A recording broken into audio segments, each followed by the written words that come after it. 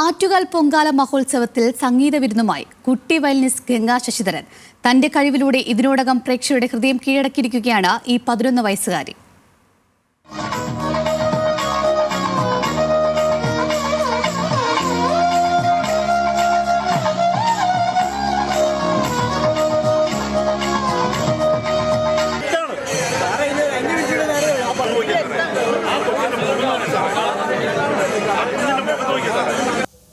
കുറച്ചു ദിവസങ്ങൾക്ക് മുൻപ് ആലപ്പുഴ കൊറ്റക്കുളങ്ങര ദേവീക്ഷേത്രത്തിൽ വെച്ച് ഗംഗയ്ക്കുണ്ടായ അനുഭവമാണിത്.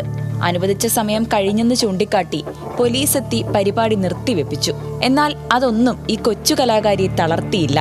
ആറ്റുകാൽ പൊങ്കാലമുറ്റത്തും ഗംഗ ഭാവാഭിനയങ്ങൾ തീർത്തുള്ള അതിഗംഭീര പ്രകടനം കാഴ്ചവെച്ചു.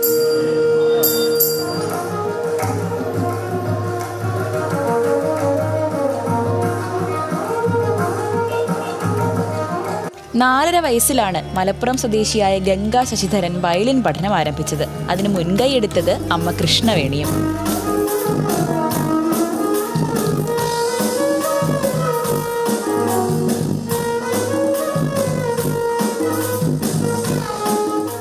അന്തരിച്ച വയലിനിസ്റ്റ് ബാലഭാസ്കറിന്റെ ആരാധികയായ ഗംഗയ്ക്ക് നാടറിയുന്ന ഒരു കലാകാരിയായി മാറാനാണ് ആഗ്രഹം.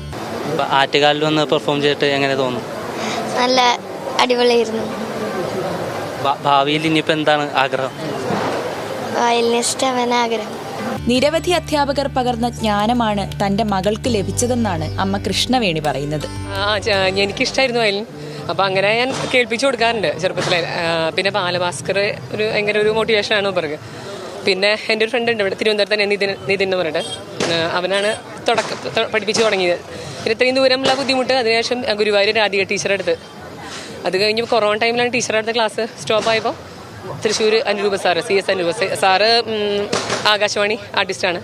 സാറിൻ്റെ അടുത്ത് പോയ ശേഷം ഒരുപാട് സാർ തന്നെ മൊത്തം ഇങ്ങനെ ആക്കിയതിൻ്റെ ഒരു വലിയൊരു ഘടകം സാറാണ്.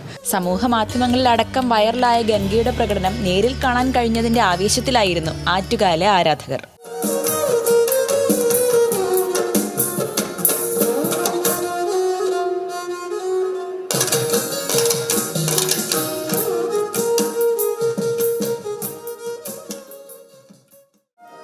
അപ്രതീക്ഷിത അനുഭവമാണ് ആലപ്പുഴയിൽ ഉണ്ടായതെങ്കിലും അതിനെല്ലാം പിന്തള്ളി മറ്റൊരു അനുഭൂതിയാണ് ഗംഗയ്ക്കും കുടുംബത്തിനും ആറ്റുകാലമ്മ നൽകിയത്. ആ സന്തോഷത്തിലാണ് ഈ കുടുംബം. ന്യൂസ് മലയാളം, തിരുവനന്തപുരം.